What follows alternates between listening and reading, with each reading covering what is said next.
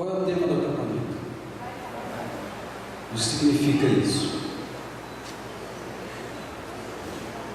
Hã? Oi?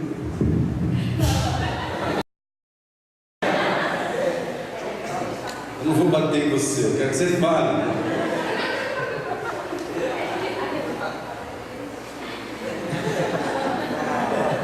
Conectados ao Espírito em todo tempo e em todo lugar. Ok, é isso aí? Conexão direta. Alguém quer acrescentar alguma coisa? Oi? Ou glória? Interessante essa definição de Wi-Fi. Muito bom. Alguém quer falar algo mais? Wi-Fi? Ok, como é que se conecta?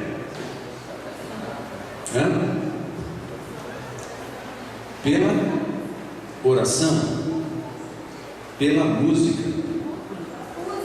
busca, desculpa, tá vendo? Orai sem cessar, pela oração, pela busca, o que mais? Como é que se conecta? Pregando o evangelho, é melhor você pregar.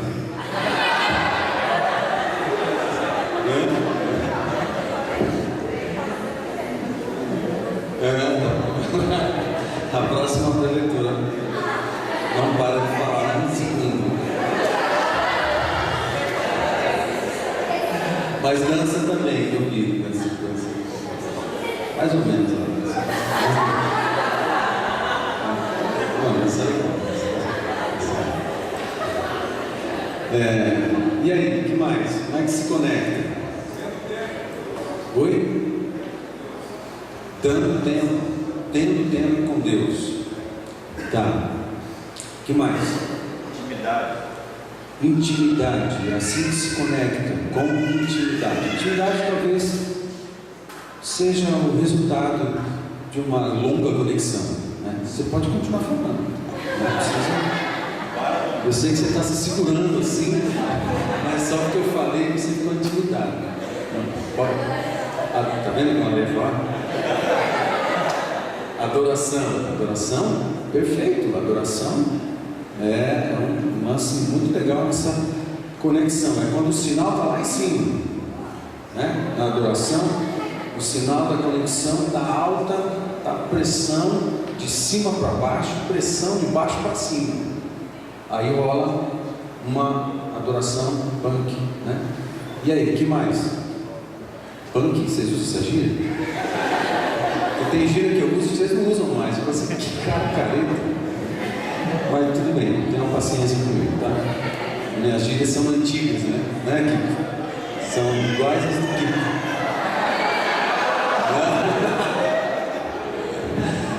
Verdade, rapaz. O que mais? Como é que se conecta? Com a palavra, né? Legal. Como é que se conecta?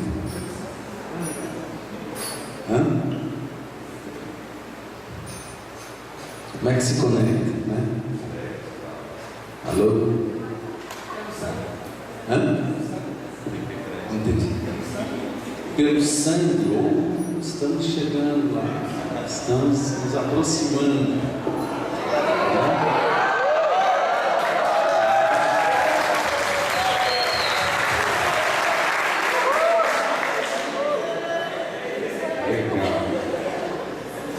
Você já matou o final da administração. Vamos almoçar? Mas segura aí. Pelo sangue. Ok, a gente deu um passo além, percebe? A gente avançou um pouco. Oração, tudo isso é importante, beleza? Tudo é importante. Mas a gente deu um passo para trás.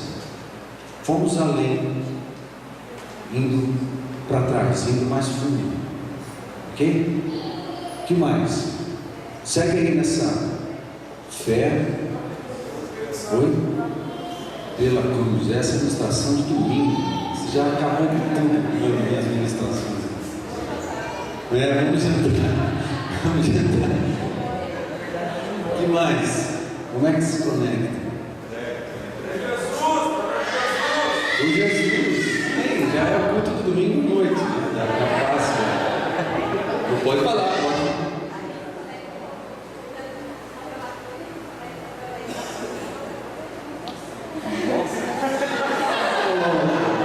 Ela já pegou o mês inteiro, já está tudo certo.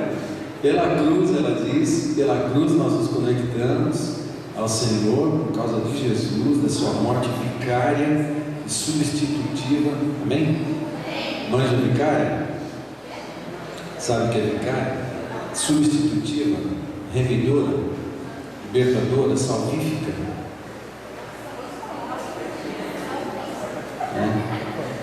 A gente é crente, mas não é burro, certo? A gente fala difícil também, né? É lógico que são expressões da doutrina bíblica, expressões da teologia, expressam coisas lindas a respeito da obra de Deus na nossa vida, né? Ele morreu em nosso lugar, a sua morte foi libertadora, ele nos tirou da prisão do pecado, foi substitutiva, porque devíamos ser nós a morrer. É o preço do pecado, é a morte, mas morreu em nosso lugar, ele nos substituiu. Uma morte propiciatória. Propiciatória, o que é isso?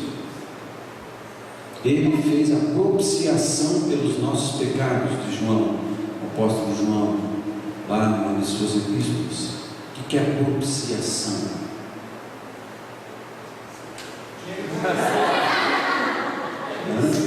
Oi?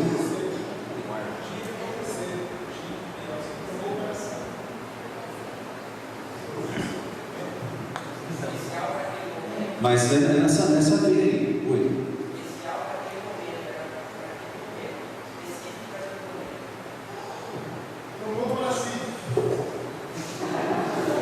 Mas isso está certo, não é o que é propiciação. Ainda não. Propiciação é o seguinte: vocês lembram do Santíssimo Lugar? Lembram do tabernáculo de Moisés? Lembram? O tabernáculo de Moisés, vocês já estudaram sobre o tabernáculo de Moisés? Lembra da tenda da revelação? A gente vai ver um pouquinho disso hoje. A tenda da revelação tinha dois compartimentos, um é o santo lugar e o mais profundo deles era o santíssimo lugar, onde estava a arca da aliança, certo? Sabem disso? Sim. Alô? Estão conectados? Sim.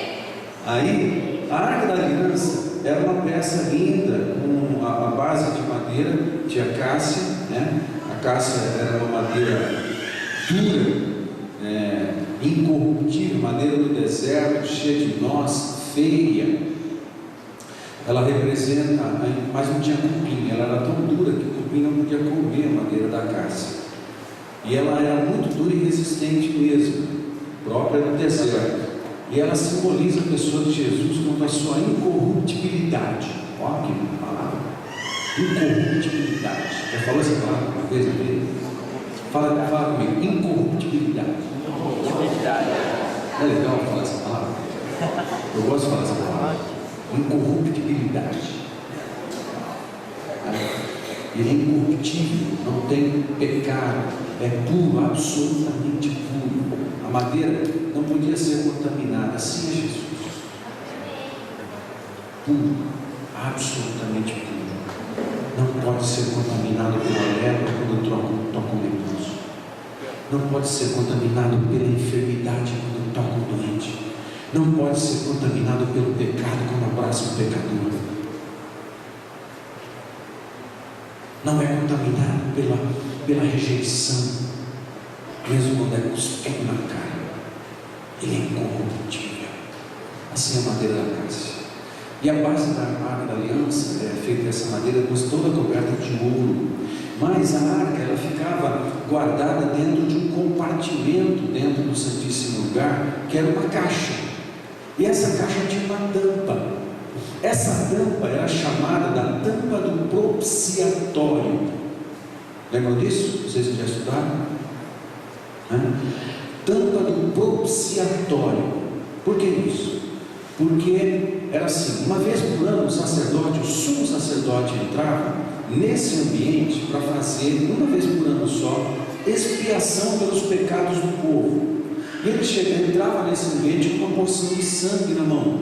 Quando ele entrava nesse ambiente, já depois de ter passado por todos os estágios da caminhada, desde a porta do altar do holocausto, do sacrifício, até esse último momento ali, diante da arca, ele está diante da arca, mas em cima uma tampa, que é a tampa do propiciatório. Ele está com um pouquinho de sangue na mão do animal que foi sacrificado por expiação, para expiação dos pecados, lá no altar do holocausto, lá na entrada do tabernáculo de Moisés, e na sua mão um chumaço de isopo. Isopo era uns ramos, uns galinhos, uma vegetação própria do deserto também. Ele molhava esse chumaço de isopo no sangue e ele jogava sobre a tampa do propiciatório. Quando ele manchava a tampa do propiciatório com o sangue do animal de sacrifício, o que acontecia? Ficava este sangue em cima da arca da aliança. O que tinha dentro da arca da aliança? O que tinha dentro da arca da aliança? Oi? As tábuas dos 10 mandamentos, que mais? Uma porção do maná, e que mais? A vara de Arão que floresceu. Muito bem. Olha, presta atenção. As tábuas da lei estavam lá dentro da arca. E quando Deus olhava para a lei, havia transgredida. Certo? Porque o povo cometia pecado. Mas quando o sumo sacerdote jogava o sangue do sacrifício sobre a tampa do propiciatório, Deus olharia a lei transgredida através do sangue do sacrifício. E Deus, olhando o sangue de cima para baixo, ao invés de ver a lei transgredida, via o sangue que foi derramado para expiação de cada pecado que o povo tinha cometido. Este sangue propiciava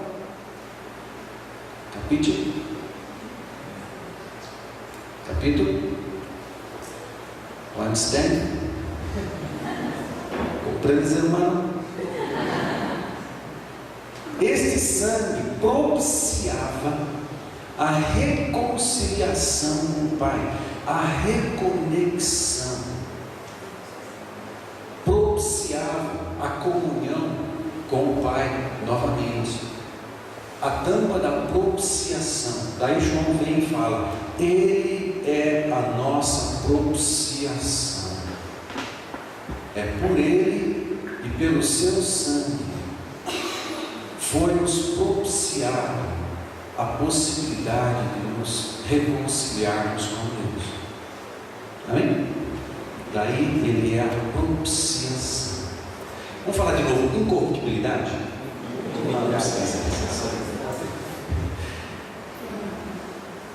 Ok, conexão. Quem pode falar algo mais sobre conexão? Dentro da linha que nosso irmãozinho conseguiu aí, porque você viu que a gente parou em sangue nessa história toda? Tem sangue a parar. Não há reconciliação sem sangue, não há conexão sem sangue. Assim como Hebreus 9 diz que não há remissão de pecados sem sangue, porque sem sangue não há remissão de pecados. Amém? Ok? Está muito claro em Hebreus 9. Né? Fala alguma coisa mais sobre conexão. Perdão. Não só perder a bênção, você vai perder o abençoador. Você vai perder a conexão com o abençoador. Não nos interessa a bênção.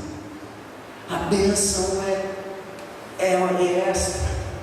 Qualquer bênção é extra. O que nos interessa é o abençoador. Quem vai atrás da bênção é pobre e miserável. ignorante. Porque quem acha o abençoador, acha tudo. Capite. Você gasta a tua vida correndo atrás de bênção? Não, filho, você está indo ao alvo. É capaz até de se alcançar uma ou outra.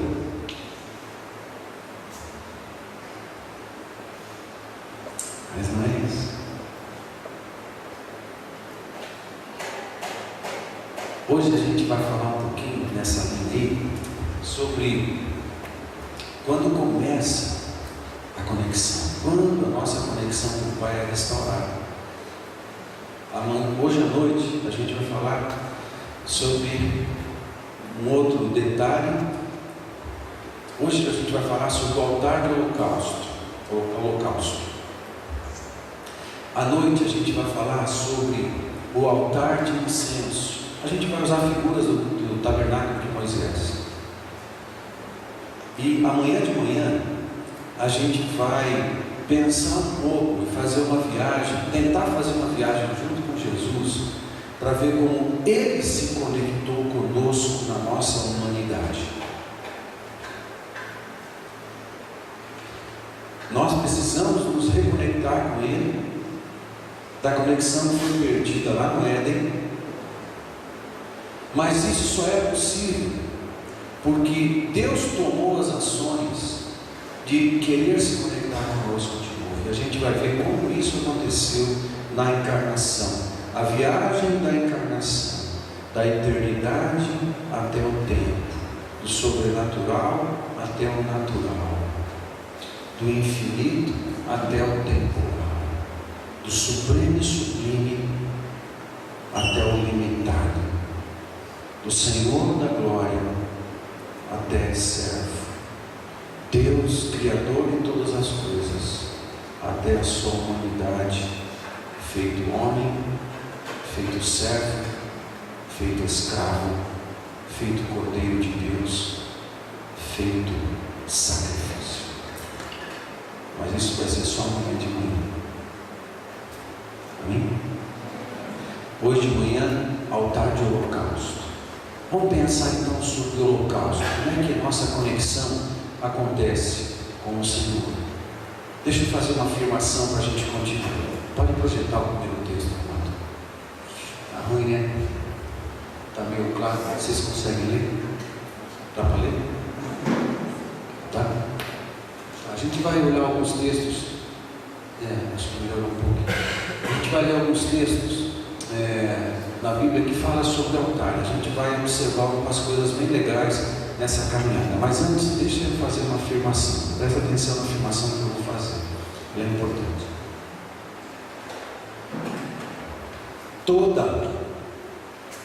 Toda a conexão com o Senhor acontece no altar.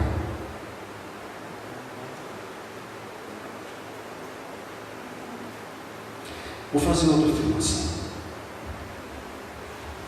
Todo governo começa nos altares.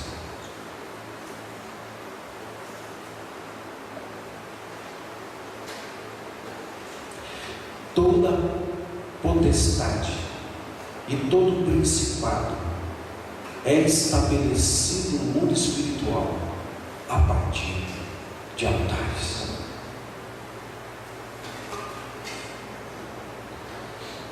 Mas para você entender a força, o poder de um altar, é porque os altares é que fazem a conexão entre o natural e o sobrenatural, entre o temporal e a atemporal, entre o homem e Deus, mas também entre o homem e os demônios, entre o homem e os principados da maldade, e os dominadores deste século. Tudo é a partir dos altares. Começa com aí. A conexão começa com aí. Agora, vamos caminhar um pouquinho alguns textos da palavra de Deus. Vamos observar o que elas dizem a respeito dos altares. Mas observe o que está em torno disso, o que rola, o que está acontecendo em torno desse altar que é levantado. Vamos lá. Gênesis, né? Noé construiu um altar para oferecer sacrifícios a Deus, o Senhor. Ele pegou aves e animais puros um de cada espécie e os queimou como sacrifício no altar. Agora observe o seguinte: isso aqui é Noé, não tinha lei, ok? Quando é que veio a lei? Com Moisés. Quantos anos depois disso?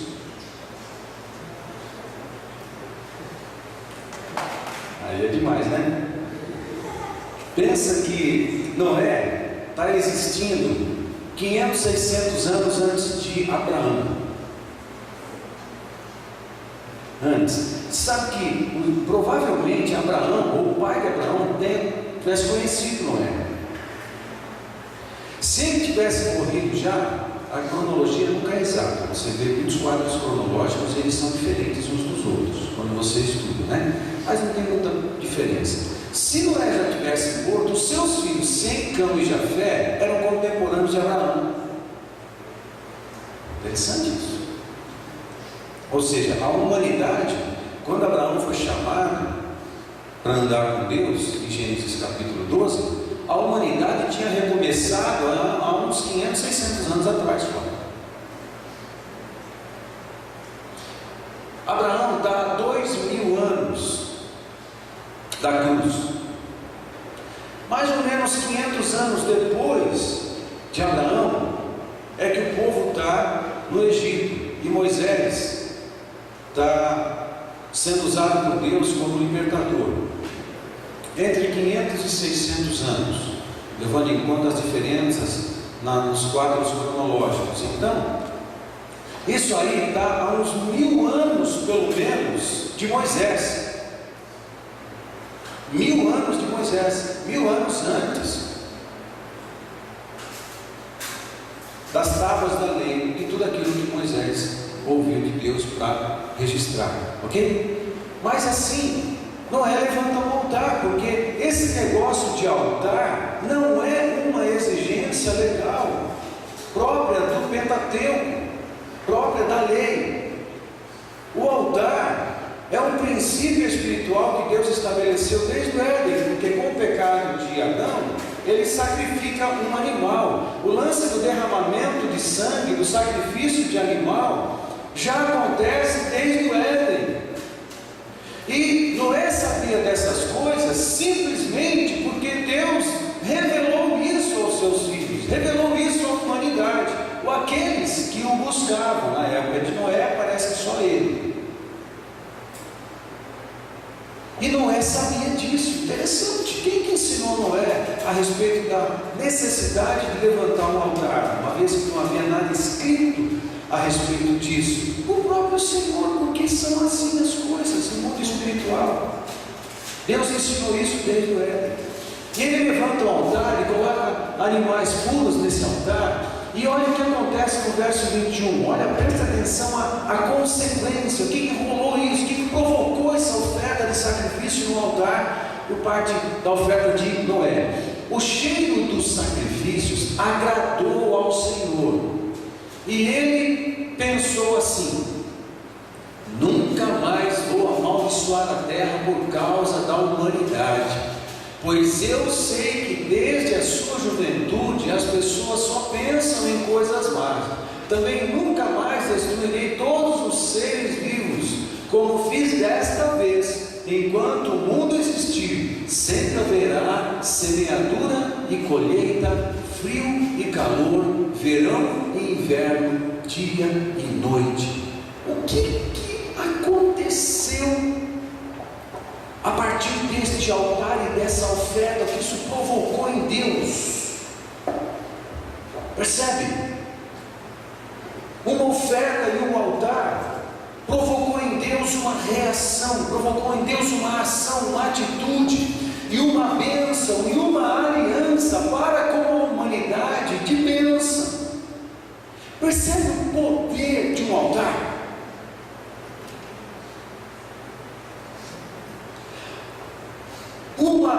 uma história pode começar a ser reescrita a partir de um altar. A história da humanidade será reescrita a partir de um altar. A tua história, não importa o que aconteceu antes, mas a partir do altar, a tua história pode começar a ser reescrita.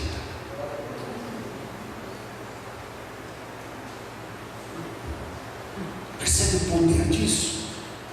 Deus ajusta para cumprir isso. Deus já ajusta tudo, no mundo visível e no mundo invisível. Eu não amaldiçoarei mais a humanidade por causa dos homens. Eu vou tocar nos templos, eu vou tocar nos planetas, eu vou tocar no sol, eu vou tocar nas estações, eu vou fazer a terra girar no seu tempo certo, o sol no seu tempo certo, eu vou fazer a terra girar sobre o céu, sobre o sol, no seu tempo certo. Haverá calor, haverá frio, haverá outono, haverá primavera, tudo vai acontecer no seu tempo certo. Deus falou assim: eu vou fazer todo esse universo andar perfeitamente como um relógio, porque eu estou mandando. Deus afetou todo o universo por causa de um altar e uma oferta de sacrifício que o agradou.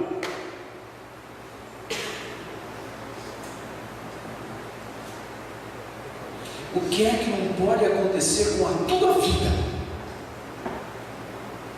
se você se lançar no altar de Deus? Deus vai mover a Via Láctea se for necessário.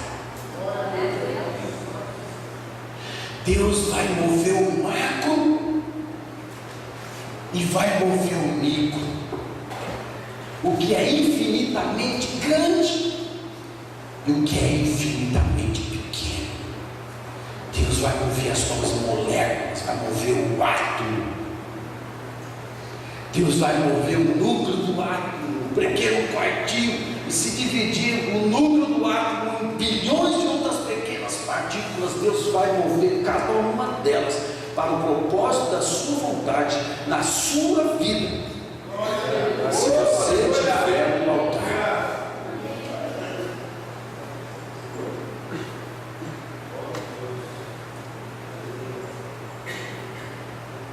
É muito poder, por quê? Porque há conexão. Você pega dois fios, positivo e negativo, conecte-os. O que vai acontecer? Quem é engenheiro eletrônico ou eletricista? Boa! Você? O que acontece, meu irmão? Explode. Pum. Que mais?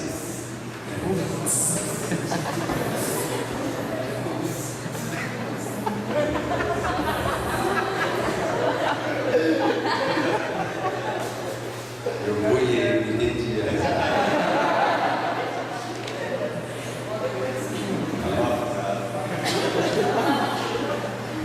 Quando uma conexão desse tipo acontece também qual é a reação? Ô irmãozão, qual é a reação? Uma explosão. Algo mais você poderia ensinar a gente sobre isso? Oi?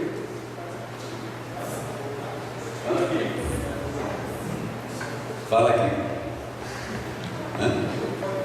Pode. Ok, percebe? Uma explosão, há uma liberação de poder. Som, o ambiente em volta é afetado por isso. Há uma liberação de energia. Os aparelhos da sua casa vão queimar, certo? Porque o poder vai se espalhar. Alguma coisa poderosa está acontecendo. Quando acontece a conexão, nesse momento, aqui, nesse altar de Noé, aconteceu uma conexão entre a terra e a humanidade e a história e o céu. O que aconteceu? A Via Láctea foi afetada, todo o universo foi afetado, porque agora tudo vai acontecer perfeitamente como um relógio, porque estarão as estações do tempo certo, dia e noite, tudo certinho. Muito poder, tudo a partir dos altares. Estão comigo? Posso continuar? Passa. Depois disso, Abraão, é um outro texto, né? Gênesis 12. Depois disso, Abraão foi para a região montanhosa que fica a leste da cidade de Betel. Ali armou o seu acampamento. Betel ficava a oeste do acampamento. A cidade de Ai ficava a leste. Também nesse lugar, Abraão construiu um altar e adorou ao Senhor. O que é que está acontecendo aqui? Adoração. Ok? Adoração. Perfeito? Quando você se põe a adorar ao Senhor, pensando no poder que a conexão que o altar estabelece pode fluir sobre a tua vida e sobre a tua intimidade com Deus, percebe? Amém? Percebe? Quando você se põe a adorar ao Senhor e a entrar nas profundezas do seu coração para agradar o seu coração e tirar sorrisos da face de Deus, só porque você está diante dele, de graça. Pelo preço que foi pago na cruz do Calvário, é verdade. Mas de graça, adorar é entregar. Você não está diante de Deus para pedir nada, você não está diante de Deus para requerer nada, você não está diante de Deus para reivindicar nada, você não está diante de Deus para reclamar nada, reclamar os seus direitos. Sabe aquele blá blá blá nojento da teologia da prosperidade que fala assim: requeira, reclame de Deus, não sei o que, cobre de Deus, você tem o direito diante de Deus. O único direito que você tem, meu irmão, é de ir para o inferno. O direito que eu tenho só é de ir para o inferno, nada mais, porque o preço do pecado é a morte.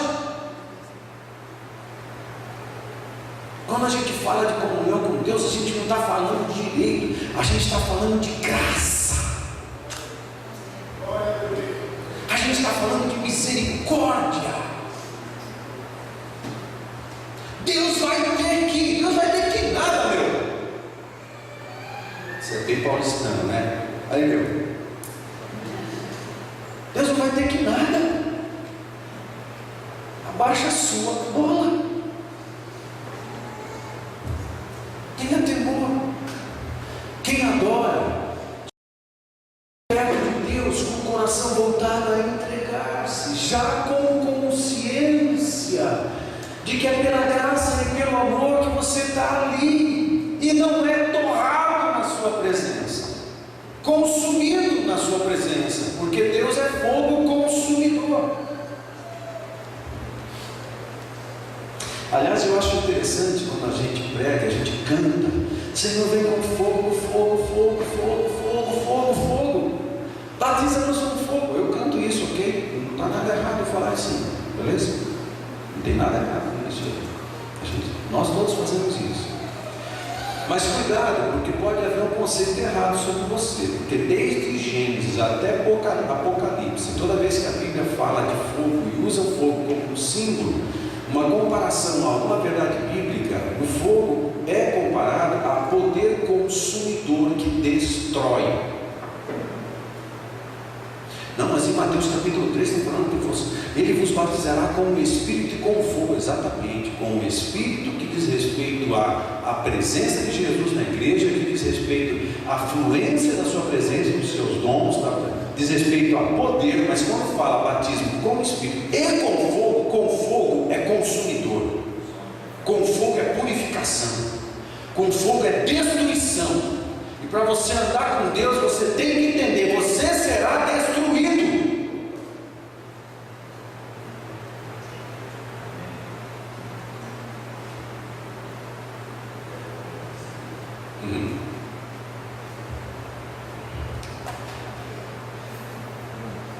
Para depois Ele reconstruir você na imagem de Jesus. Vai fazer um cara bem melhor de você e uma moça bem melhor de você. Mas antes, Ele tem que desconstruir você. Ele tem que destruir você. É isso que o fogo faz. Você quer ser batizado com fogo? Você está falando assim: Deus, me destrói, me destrói, me destrói. É isso que você está pedindo, meu. Ok? Não tem problema nenhum a gente cantar isso, desde que você entenda o que você está pedindo para Deus. Depois começa a vir na aflição e Deus aperta você em algumas áreas que Ele sabe que precisa tratar, depois você não vai reclamar. Amém? Mas o que tem o fogo vendo essa história? Espera um pouco, o que é que tem no altar? O que acontecia com a oferta de sacrifício? Fogo.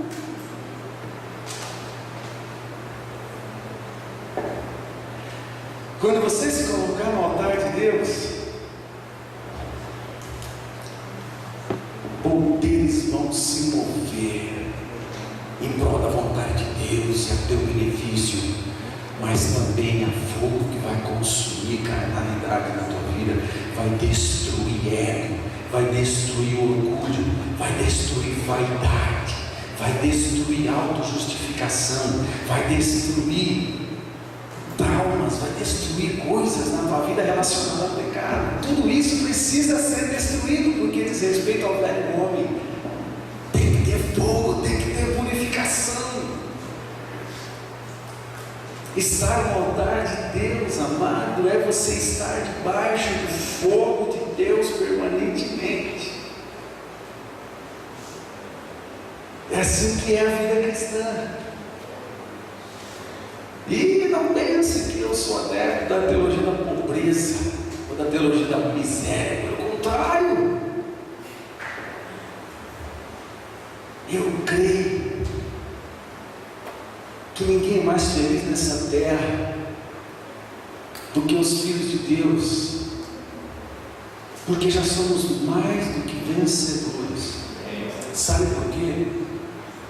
Porque mesmo que eu morra, e mesmo que sofra perseguição, e mesmo que os membros do meu corpo sejam arrancados, e mesmo que a minha língua seja cortada, e mesmo que eu seja surrado em qualquer campo missionário, e arranquem a minha vida e matem a minha família, ainda assim eu convivo com uma vitória estabelecida, que é muito maior do que eu, que está acima da minha humanidade, está acima do meu tempo, acima da minha própria história. Eu entro numa vitória que Cristo conquistou, que diz respeito à eternidade, uma história que Deus está construindo na eternidade, no estabelecimento do seu reino, e tudo isso já está estabelecido. Quando entregamos a vida a Jesus, nós nos conectamos a essa realidade, e não importa o que aconteça aqui na terra, porque não importa, seja o que for que eu sofra, seja o que for que aconteça, eu já sou mais que vencedor.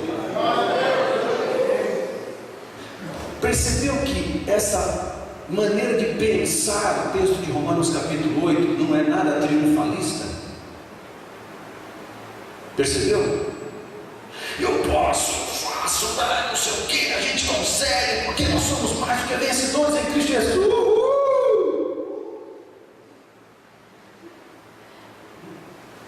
E cara, você está louco? Você não está entendendo nada.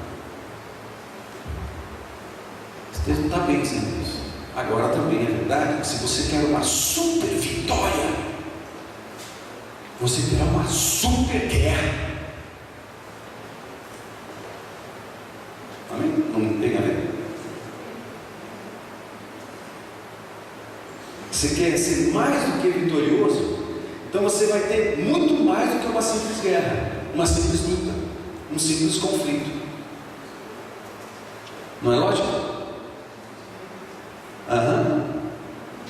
Vamos seguir nessa aí? Nessa caminhada? Vamos seguir.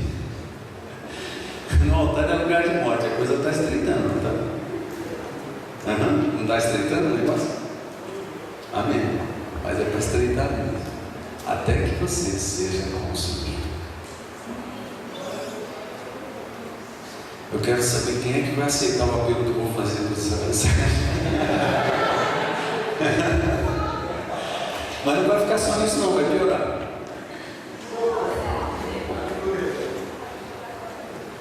Vai piorar, mesmo que é fácil assim.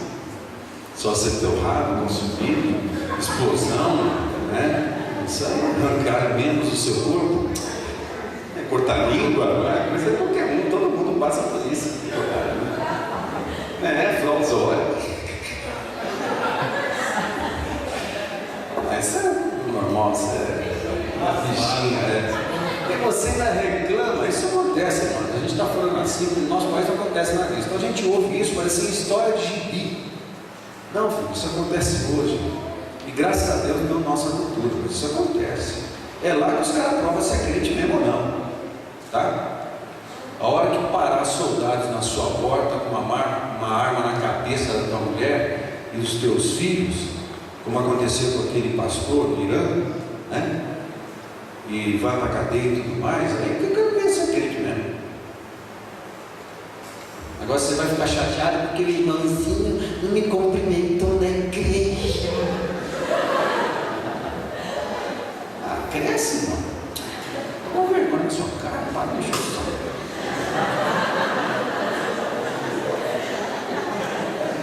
Aí pastor, precisa de uma reunião. Por quê, irmão? Porque fulana de tal não fala mais comigo. Puxa, que raiva.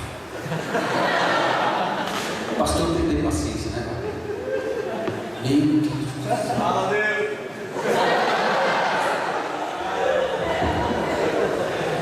Tanta paciência que se abre nessa creche.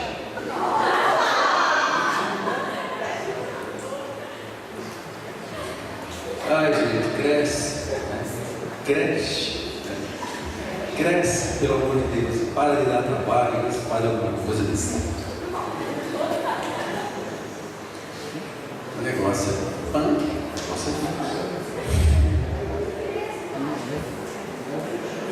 Ok, vamos seguir lá, vamos piorar esse negócio. Outro detalhe. Êxodo 31, esse é o altar de incenso. Pula esse que eu não falo disso. Pode pular. 1 Reis 2, 28. Olha que interessante. Não está falando do altar, tá? Joabe soube do que aconteceu. Ele havia passado para o lado de Adonias, porém não havia passado para o lado de Absalão. Então fugiu para a tenda da presença do Senhor Deus e ficou segurando nas pontas do altar. Por quê? Alguém sabe?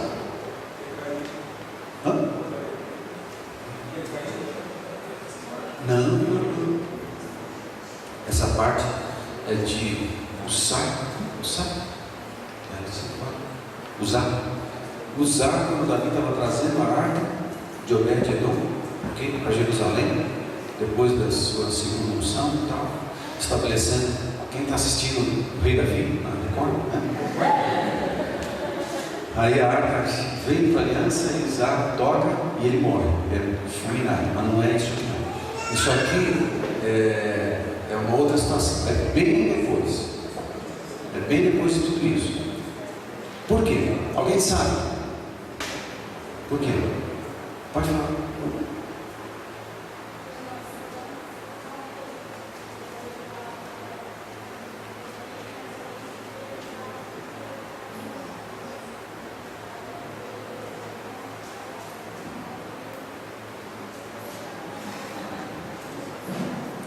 Legal, são detalhes da história, legal, mas eu estou perguntando assim, por que ele correu e tocou na ponta do altar? Qual é o princípio na lei que instruir a respeito disso. Em que situação? Ele estava fugindo, isso é verdade, ele estava fugindo, e ele ia ser morto, iam matar ele, mas ele corre para dentro do tabernáculo,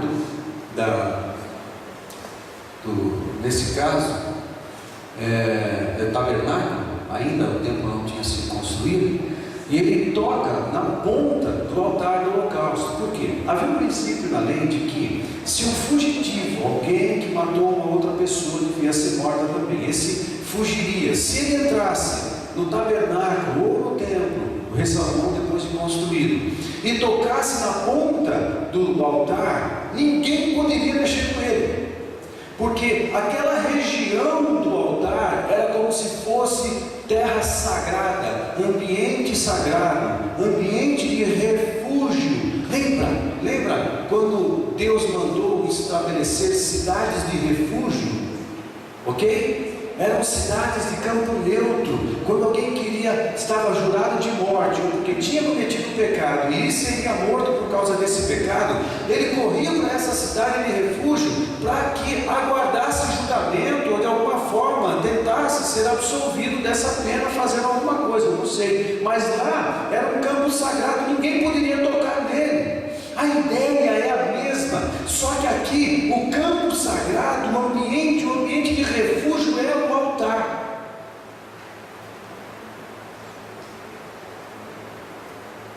O que significam essas pontas do altar do holocausto? Essas pontas eram conhecidas como pontas de chifre, os 4 chifres. Você lê algumas versões da Bíblia e fala assim, os 4 chifres, porque era a ponta do chifre. O chifre é símbolo de autoridade, símbolo de poder e autoridade.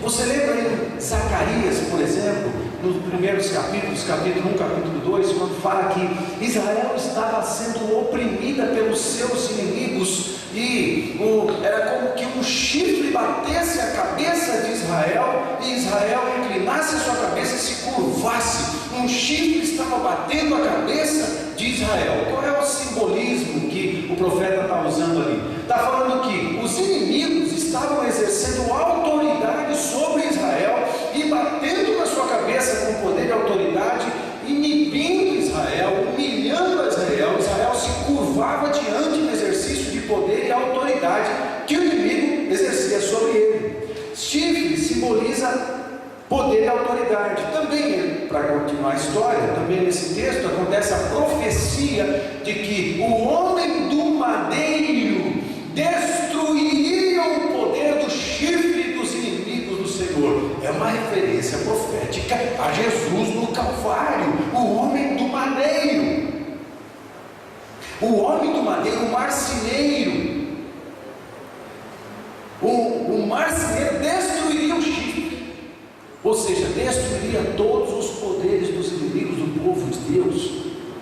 E a ideia do chifre é de autoridade, aponta para o poder e a autoridade daquele que está sobre o altar, e o poder e a autoridade da oferta. Você lembra em 1 Coríntios e em Hebreus capítulo 10, 1 Coríntios capítulo 10 também, curiosamente, que fala desse poder? Não vou entrar porque vai tomar o tempo, mas segura aí, ok? Significa poder e autoridade. Significa o seguinte: o cara está em fuga, vai morrer. Ele entra na área ali do tabernáculo e ele toca no chifre e fica pendurado no chifre ali, porque era alto esse negócio. Ele segurava assim o chifre e ficava meio que pendurado no chifre. Os inimigos viam ele segurando no poder, segurando na autoridade, estava naquela zona de refúgio e ninguém podia tocar nele mais, porque a autoridade do altar o cobria e o refugiava. O altar é lugar de morte, de entrega, de sacrifício, mas também é lugar de refúgio. Os nossos inimigos não nos alcançam. Quando estamos no altar de Deus, ninguém pode fazer nada contra nós. Ah, pastor, mas eu vim da macumba, eu vim do candomblé, eu vim da bruxaria, eu vim não sei o que, não onde mais. mas tem muito demônio na história da minha família, e blá blá blá, e blá blá blá. Eu não estou desprezando isso, ok? Eu conheço um pouquinho a respeito dessas coisas. Militei muito em batalha espiritual na época do meu pastorado, da cidade de onde vim. Ministrei muito libertação e cura também. E já lutei com o demônio, tive aí satisfação, porque não é legal isso, ok? Verdade? Ou coisa mais chata você brigar com é uma troca. Se for possível, a gente nunca tem que mexer com o inimigo, é melhor, porque cansa. Mas eu precisei fazer isso muitas vezes, e eu sei que aqueles que vêm do baixo espiritismo precisam lidar cuidadosamente com todo esse conjunto de coisas. Eu sei disso. Ok, mas olha, preste atenção. Nenhum poder, nenhum demônio, nenhum principado, nenhuma potestade é nada comparado com o poder do sangue do Senhor Jesus Cristo. A palavra de Deus afirma que todos os inimigos do Senhor foram aniquilados. Agora, eles não deixaram de existir, ok? Tem demônio na parada ainda? Aham. Tem demônio no mundo ainda? Aham. Tem principados e potestades da maldade? Aham. Tem. A palavra de Deus não disse que a oferta de Jesus Cristo na cruz fez eles saírem da existência. Não, eles ainda existem, mas a oferta de Jesus na cruz do Calvário afirma que o poder dos inimigos desceu a quase zero. Posso ouvir um amém? Amém.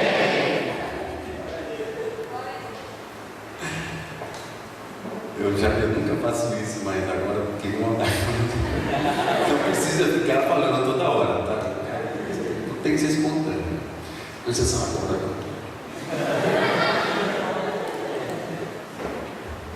Toca, porque quando você está no altar,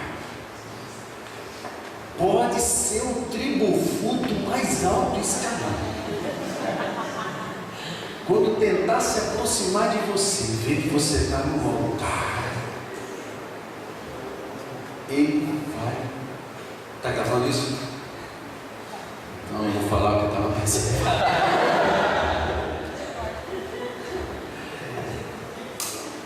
Ele vai tremer de medo. Melhor guardar um nível, né? Não tem para ninguém. Não importa a graduação do fogo. É nada comparado com o poder e a autoridade do Senhor Jesus Cristo, que cobre os seus filhos que estão no altar. É lugar de fogo, é lugar de morte, mas ainda assim é o melhor lugar para estar. Vamos seguir?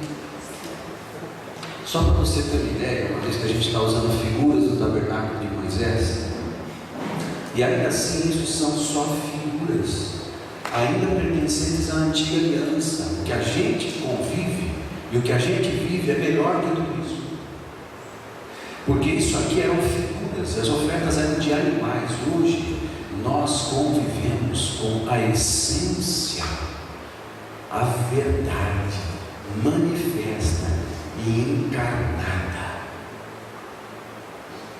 Isso era símbolo.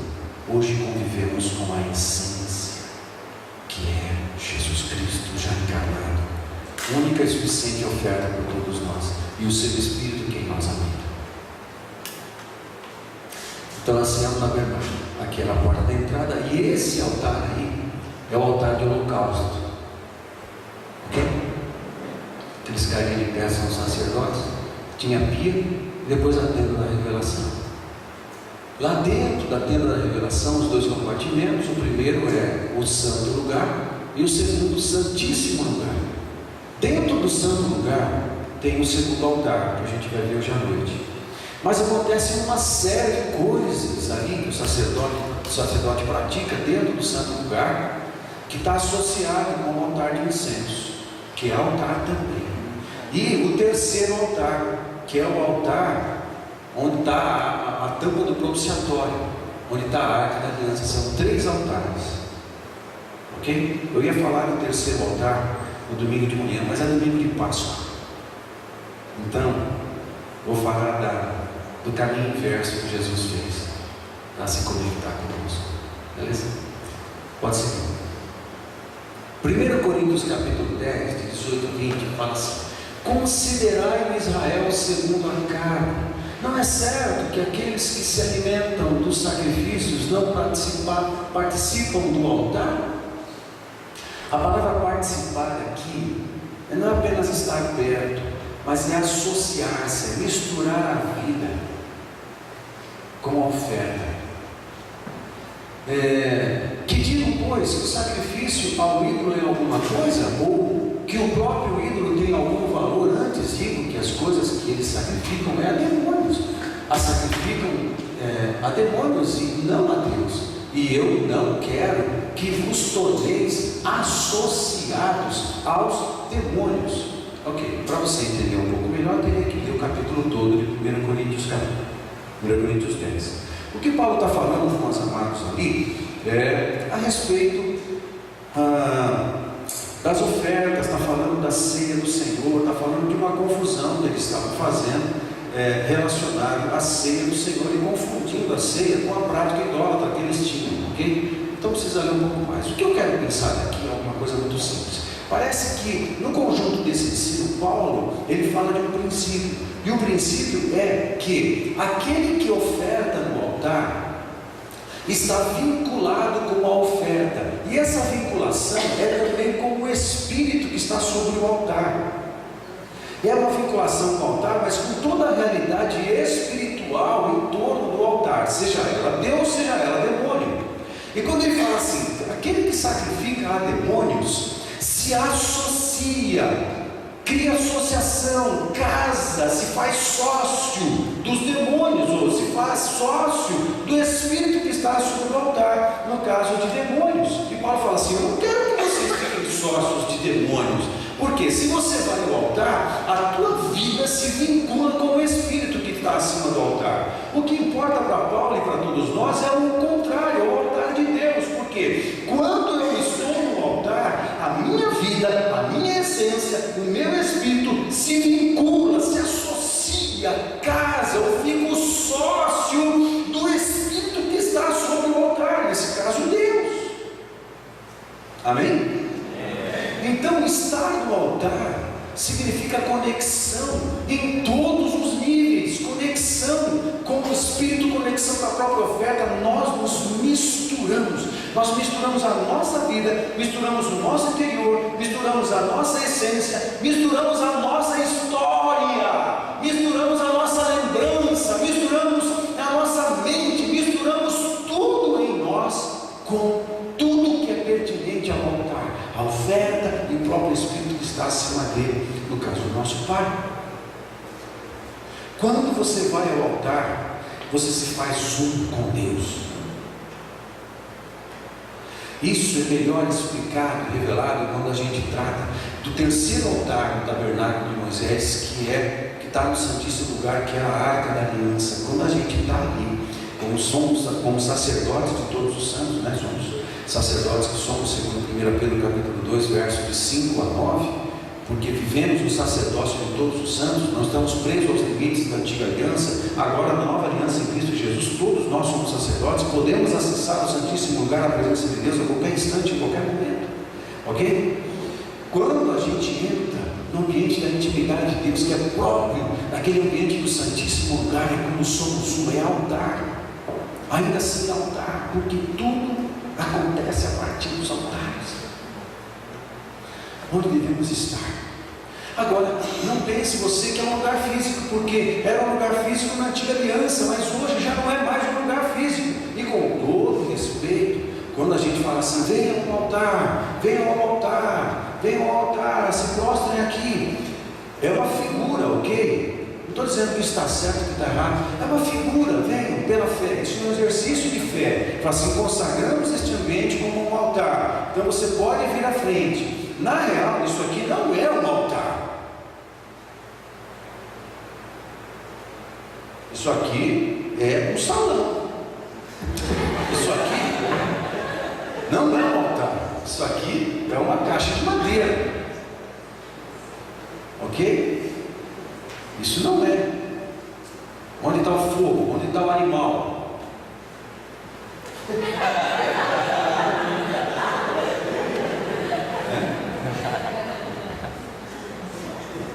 que você riu? Ok? Cadê o fogo? Então não é altar. Altar é o lugar onde se faz a conexão. Você sabe que você pode fazer isso no ônibus, certo? Na fila do banco, por incrível que pareça,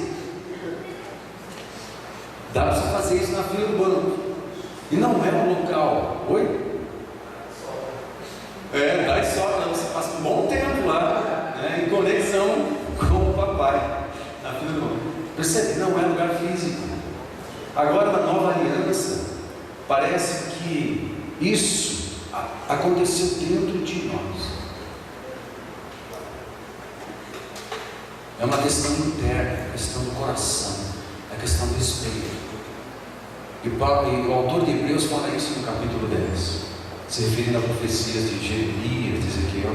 E ele fala que agora, no nosso coração, Deus escreveria a sua lei no nosso coração, ou seja, toda a exigência legal do sacrifício planificada, pactuada, factuada, perfeitamente consumada em Cristo Jesus. Toda essa exigência legal, porque Jesus é o fim da lei, ele cumpriu a lei, ele satisfez a lei, ele executou a lei, ele cumpriu tudo nele mesmo. Ainda é uma exigência legal de um princípio que é eterno, não apenas no papel, mas em Deus. A alma que pecar, essa morrerá. O salário do pecado é a morte. Tem que ter sangue, tem que ter sacrifício. Não é uma questão de lei que Moisés inventou, é uma questão de um princípio eterno. A alma que pecar, essa morrerá. Mas tudo isso agora, parece que essa realidade legal, ela existe dentro de mim e em meu coração. O meu coração é a área física onde estas verdades acontecem. Por isso, em qualquer lugar que eu estou, eu posso me inclinar. Ele falou, e Deus escreveria essas coisas na nossa mente. Isso é um mistério. Eu não sei explicar muito mais do que isso. Você apenas crê. Eu apenas creio que toda aquela realidade tipificada pelos elementos físicos do tabernáculo de Moisés, agora convivendo com a essência de Jesus Cristo, todas aquelas verdades existem dentro de mim, não é físico. Eu posso pensar, isso aqui agora é um lugar, você vê com um exercício de fé e se coloca aqui, e isso tem um valor tremendo, ok? Isso está acontecendo de verdade, mas na real, o que está acontecendo, o que de fato importa, está acontecendo dentro de você, no teu coração, ok? Por isso, cuidado com os exageros. O altar, não toca, não sobe, não deixa as crianças subir, pelo amor de Deus, do que o altar.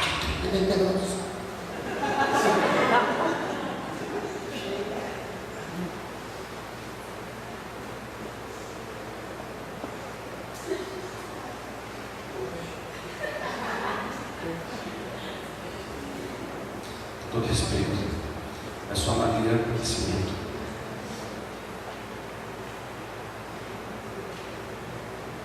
Essa ideia de supervalorização dessa área aqui faz parte daquilo que não foi consertado na reforma. Calvino bem tentou.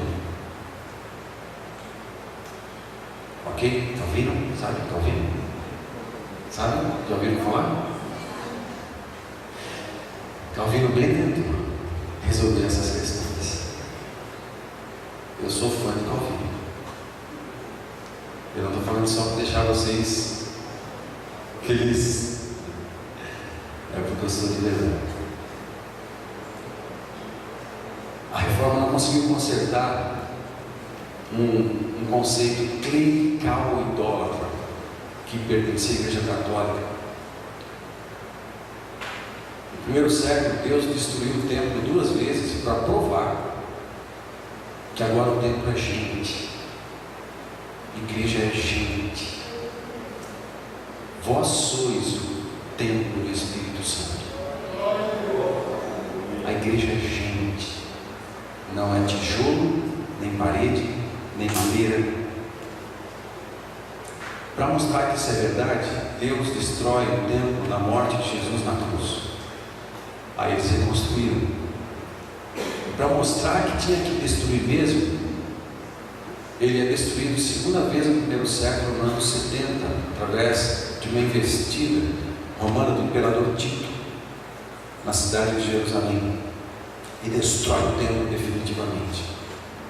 Com a romanização do cristianismo no quarto século, em 327, em 333, algum mandado, a romanização fez com que a igreja se afastasse um pouco dos princípios dos apóstolos e fosse misturando o seu cristianismo com os conceitos pagãos gregos e toda aquela miscelânea romana, que os romanos, eles aderiam a todos os deuses dos povos conquistados, né? Era uma característica dos romanos. Ele não tinha uma religião só que ele impingia sobre os povos conquistados. Ele assimilava toda a idolatria de todos os povos conquistados. Imagina. O cristianismo foi afetado por essa bagunça, por essa salada russa. Quando chegou na Idade Média, no primeiro século, Deus destrói o templo porque a igreja é gente. Na Idade Média, o que estava acontecendo? Eles tinham tirado o foco da palavra de Deus e da revelação, do ensino dos apóstolos, da doutrina dos apóstolos do primeiro século, e já tinham criado ídolos. E a ênfase e a autoridade não estava mais na palavra de Deus e na revelação, tinha se transferido para a igreja. Então houve uma supervalorização do ambiente físico, do endereço, do prédio, por causa da influência grega, dos grandes templos, dos grandes deuses, passeada na história. Amém? Quando a reforma acontece, ela não conseguiu arrancar o conceito de templo da igreja reformada. E nós herdamos um pouco isso. O que acontece? Hoje, a gente muitas vezes ainda considera esse negócio aqui, esses caras que estão aqui na frente, melhores do que os que estão sentados. Eu tenho uma coisa a dizer para os caras que estão aqui na frente: vocês são tranqueira igual os caras que estão aqui sentados aqui. No fundo, nós passamos um monte de tranqueira. Somos todos iguais. Até chamamos eles de levitas. E esquecemos que o levitismo foi extinguido. Não existe mais essa categoria na nova aliança. Não existe. O conceito levítico extinguiu com a cruz do Calvário. Então a gente corre esses riscos de pensar em termos físicos, mas hoje na nova aliança, toda essa ambiência do altar e da reconexão com o Senhor é interna, está dentro de nós. E fazemos isso funcionar pela fé. Acionamos isso tudo pela fé. Quando entregamos a nossa vida ao Senhor, quebrantado e contrito, porque assim se vai ao altar. Amém? Vamos seguir. Em Salmo 51, olha que interessante. Sabe que o Davi está profetizando, né? E ele entendeu a essência da lei. E ele vai para frente e fala, no verso 17: sacrifícios agradáveis a Deus são o quê? Animais? O que são? Espírito quebrantado, coração compungido e contrito, não desprezarás, ó Deus. Espírito quebrantado, coração compungido e contrito, quebrantado. Ok? Isso tudo acontece diante do altar. Não existe uma outra forma de você ser justificado e se beneficiar do sangue de Jesus no altar, se não for nessa postura. Quando o ofertante chegava na mão do sacerdote, colocava o animal que morreria no lugar dele, ele tinha que chegar quebrantado, contrito e compungido, confessando os seus pecados em voz alta. Eu pequei, eu menti com meu vizinho e por isso usurpei uma de suas ovelhas. Eu bati na minha mulher. Eu surrei a minha mulher quase até a morte. Eu preciso pedir perdão. Eu bati exageradamente nos meus filhos. Eu fui desonesto nos meus negócios. Eu apanhei da minha mulher quase até a morte.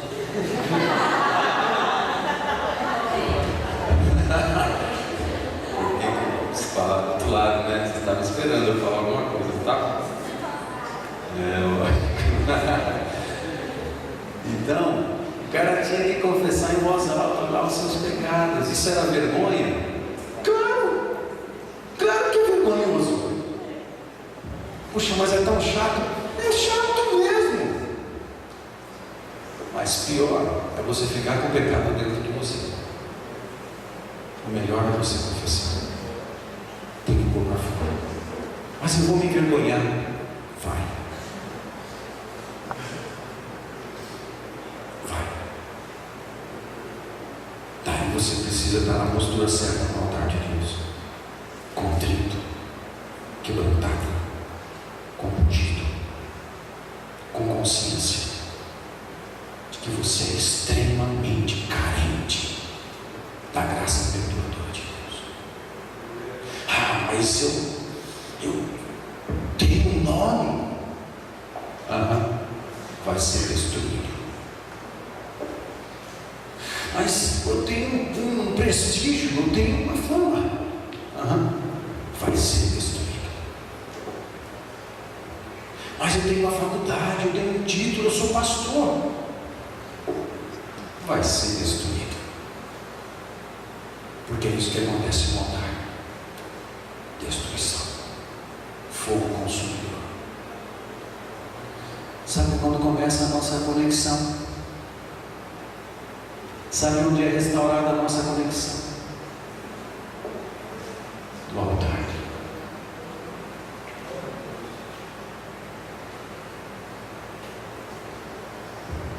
Nós não valemos nada. Mas Deus decidiu nos amar. É uma escolha de Deus. Nunca é mérito nosso. É uma decisão de Deus de nos amar. E quando Ele fez isso, Ele disse: eu valorizo você. Você deveria ir para o inferno. Ok? Fique claro isso. Deus sempre falou isso. Fique claro nisso. Você deveria ir para o inferno. Você deveria ir para o inferno. Você deveria ir para o inferno. Eu deveria ir para o inferno. Fique muito claro nisso. Mas eu decidi amar você até as últimas consequências. Eu amei tanto você que ao invés de matar você, eu vou morrer por você. Decisão de Deus. E Ele decidiu isso por você antes de você nascer. Está vendo como não é mérito? Mas eu vou fazer o máximo que eu puder, assim tornar-me merecedor do amor de Deus. Esquece, não. Porque Efésios capítulo 2 fala que Ele nos amou quando ainda éramos filhos da ira, escravos da idolatria. Nessa condição Ele nos amou irresistivelmente.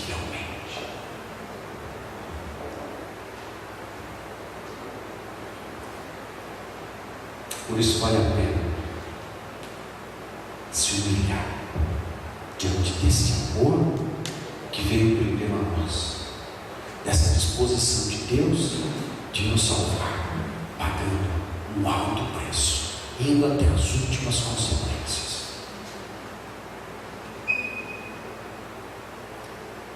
Quem quer ao altar esta manhã? Quem quer ser destruído um pouco mais esta manhã? Quem quer ser consumido um pouco mais pelo fogo consumidor da presença do Pai esta manhã? Quem está disposto a aniquilar um pouco mais o seu ego, o seu nome, o seu orgulho, a sua fama, os seus sonhos, os seus projetos e entregá-los todos como uma oferta ao Senhor? Quem quer ser um pouco mais destruído? A tua conexão com o Pai começa nesse lugar. É dentro de nós, conforme Hebreus capítulo 10, que são os textos da sequência, mas eu estou resumindo para fechar, porque vocês estão cansados. Não? Vocês acreditam? Não, sei que vocês acreditam. Mas vocês são, beleza, eu admiro isso. Difícil achar um povo que passa a madrugada fazendo folia e de manhã vocês estão ouvindo. Estou impressionado. Eu já fui, né? Eu fui dormir cedo, eu não aguento mais. Mas, em resumo, é o que está no Hebreus capítulo 10. Ele fala da realidade que agora é interna. Ok? É dentro de nós. Nós vamos fazer exercício de fé. Depois do esclarecimento do ambiente. Ok? Só para exercício de fé. Consagramos este espaço aqui a Deus como sendo um espaço de altar. Nesse espaço, os animais virão para serem mortos num novo nível.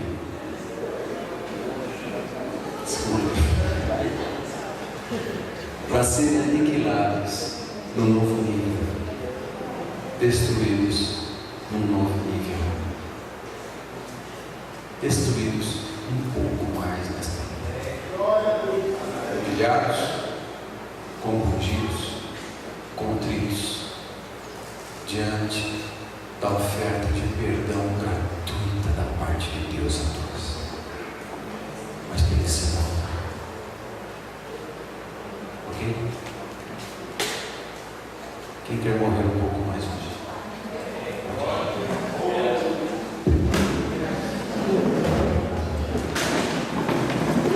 Os servos que ministram louvor podem assumir um ou outro instrumento.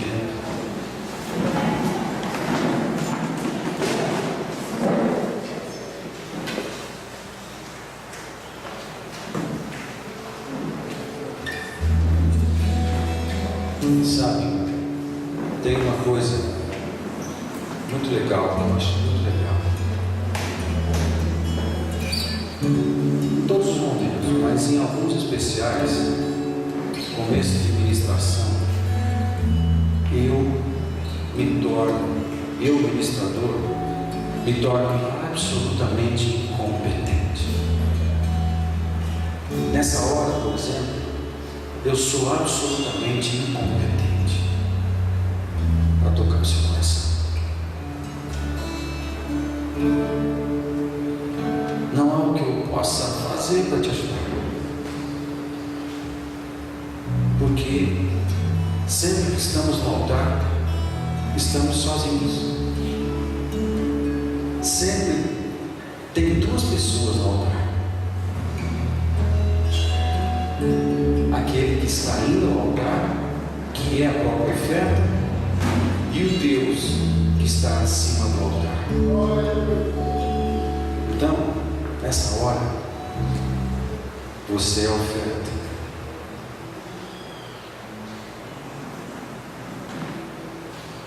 Você é a oferta do Senhor. Então a experiência vai ser tua.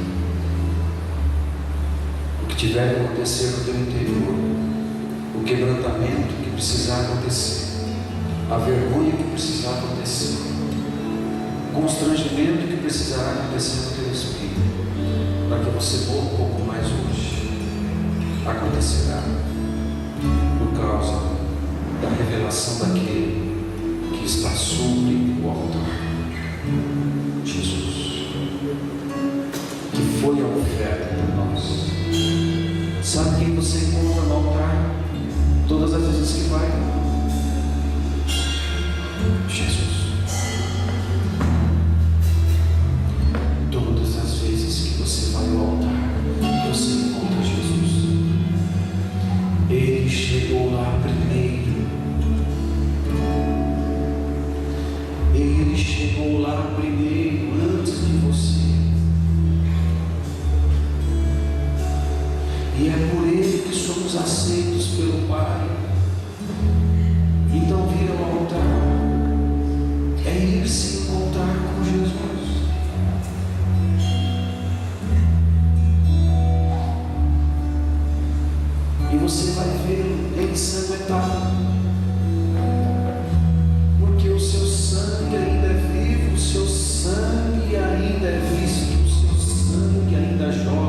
seu sangue ainda fala. Nos encontramos com Jesus no altar, o abraçamos, o tocamos, nos encurvamos aos seus pés. E ao tocá-lo pela fé, o seu sangue salpica a nossa vida, salpica a nossa alma. Aí lembramos do texto da palavra de Deus, que nossas vestes são salpicadas pelo sangue do Cordeiro, que morreu, que ressuscitou e venceu.